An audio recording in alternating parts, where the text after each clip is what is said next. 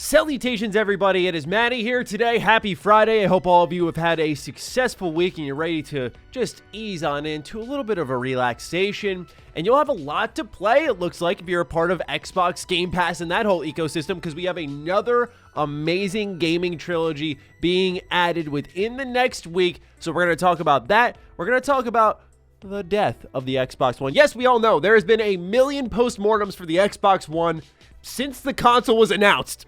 We know, but it's officially dead now. We'll talk about that.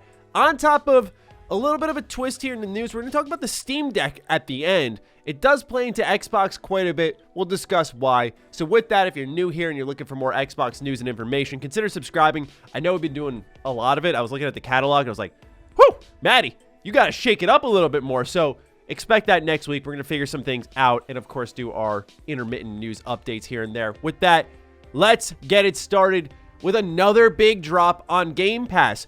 So, we already know that Stalker 2 was delayed. Some people disagreed with me in my idea that I thought this was a major shakeup to the first part of 2022 for Xbox, because you had Crossfire X, you had Tunic, but I really felt like even though it was a timed exclusive, Stalker 2 was the big one. Now it's been moved all the way to December, which makes it look like another stacked holiday for Xbox is in the making between that, Starfield, and whatever else has yet to be announced. I still feel like Xbox needs to shore up the defenses on the front end of the year because we have PlayStation dropping Horizon. It's a very competitive time, and I do think they need a big day one Game Pass drop.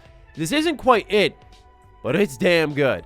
So Hitman 3, Hitman 2, Hitman 1, the entire World of Assassination trilogy is making its way to Game Pass on both Xbox and PC in what was a blog post over on IO Interactive's website, Hitman 3 Year 2. You may or may not know, but IO Interactive has been a discussion candidate, we'll say, for an Xbox acquisition. So I feel like watch this group carefully.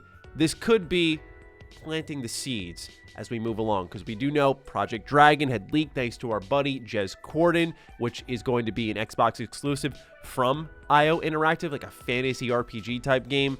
So I'm very much excited for that. IO is really good. But let's go through a little bit of what's being added into Year 2 for Hitman 3, because let me just say up front right here, right now, the Hitman trilogy arrives on Game Pass January 20th.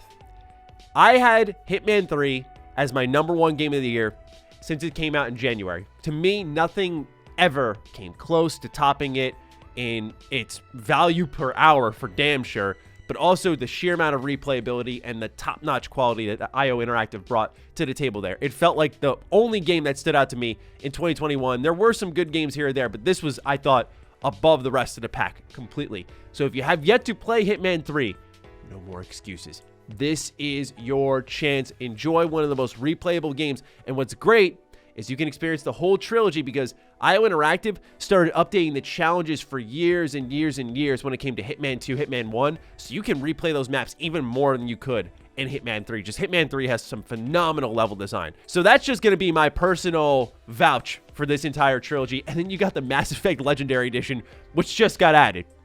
It's unfair. How do they expect us to play all this? That might require a separate discussion on its own on how much is being added versus what's realistic to play.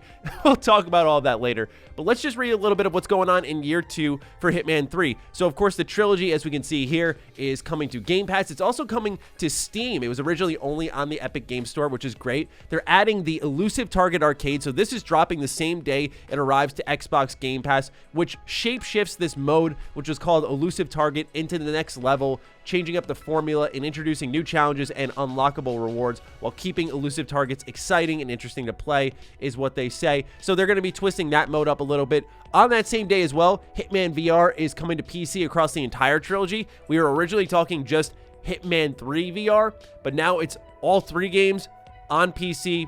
Really excited about this one. I've been trying to wait it out until Meta, Oculus, whatever the hell they call themselves now, decides to get rid of the fact that you have to have a Facebook account with your name, your profile, all linked to it to play games, and it has to be an active Facebook account.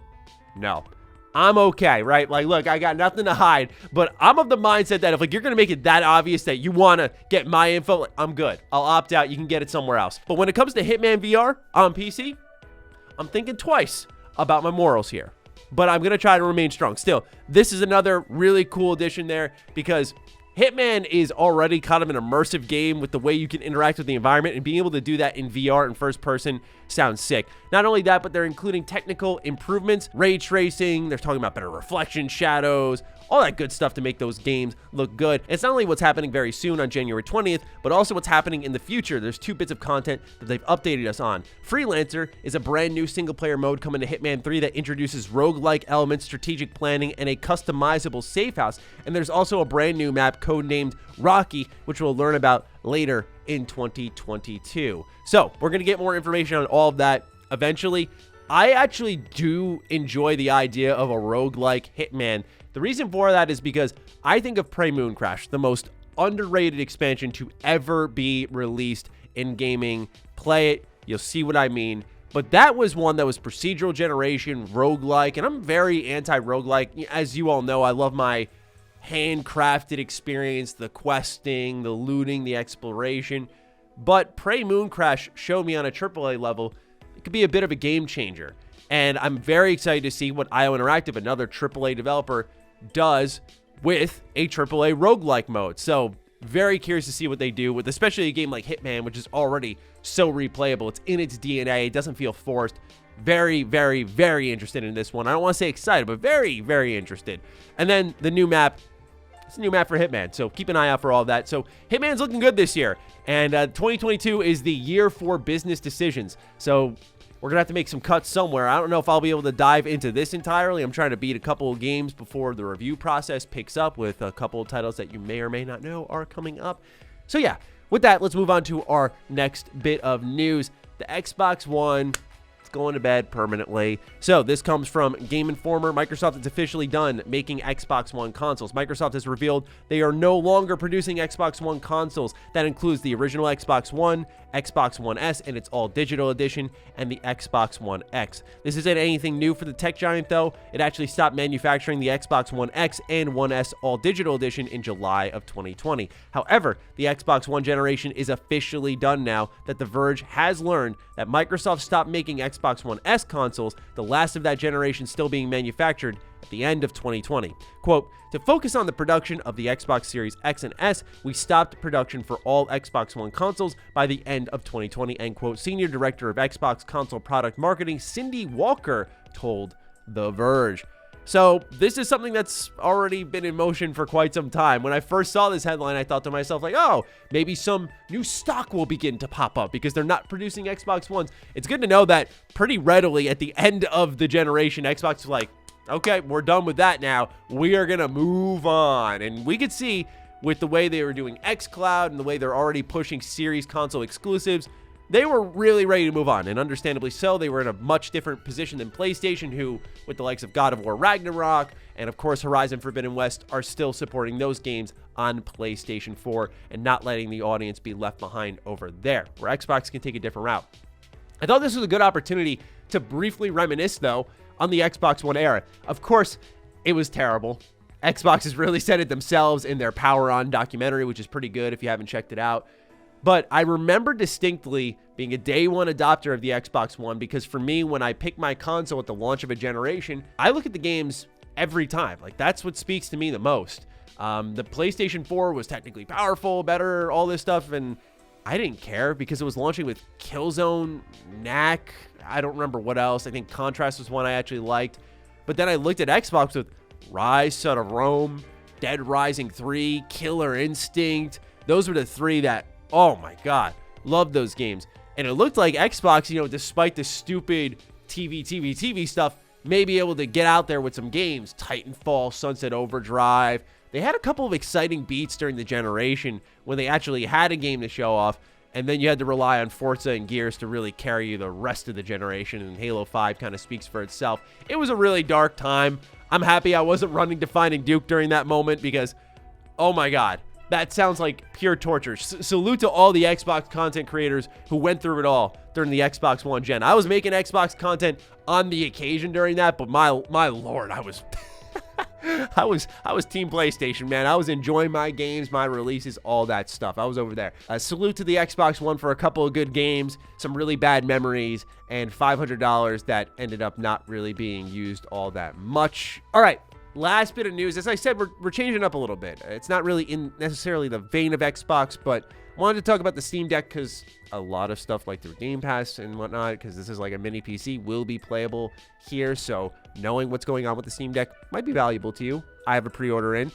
I'm a little upset with the news here, and you'll know why, because I feel very cursed with these reservations. Again, I'll explain in a moment. Let's just read here from Valve, where they post a Steam Deck January update saying the team is mostly back from the holiday and firing on all cylinders. They said we're on track to ship Steam Deck on time. Global pandemic, supply issues, and shipping issues notwithstanding, it looks like we'll be able to start getting these out the door by the end of February. So that's within Q1. That's great to hear. People are going to start getting it at the end of February, in March a little bit.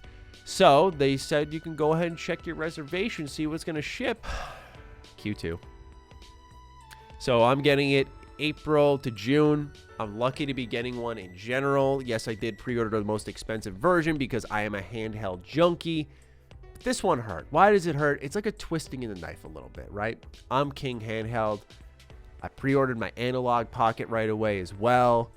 That's not arriving to Q4 2022. What's coming out in Q4 2022? That's right, Starfield. Who knows what else? There's a rumor that Sonic Frontiers is coming out there. We now have Stalker there. So that's going to just like probably sit in the box for a while until I can really dive into it. And then this is coming later when I don't know how busy things will be. I'm terrified of my schedule this year. I'm feeling more relaxed and taking better care of myself, but I'm terrified of how quickly things can ramp up because you're seeing the calendar slowly fill out. I'm like, right now in Q1, yeah, we got a lot of reviews, but like we can make it work. We can make it work. In Q2, a lot of spring is kind of empty now, especially because Stalker 2 got delayed. So how are things going to shake out? We'll see. But unfortunately, what this does mean for content, in all seriousness, is I'm probably not going to have a review for you all the timing it does release. So you'll see a lot of other creators have it. I'll still probably post something depending on if I feel it's relevant or not. But this does suck on that front. You all know I love to do reviews. But we'll definitely be talking about it on Retro Rebound alongside the Analog Pocket. So with that, ladies and gentlemen, that's all the news I've got for you in today's video. Again, we'll be trying to shift it to news and discussion next week. I know we did do 2 discussion pieces this week, but I did feel it was a lot of Xbox. It was very Xbox heavy, and I want to continue to vary it up, provided the news cycle isn't going to interrupt that. So with that, let me know what you're thinking of today's news, and I'll talk with all of you very soon, all right? Stay sexy, stay active. I love you all. Peace.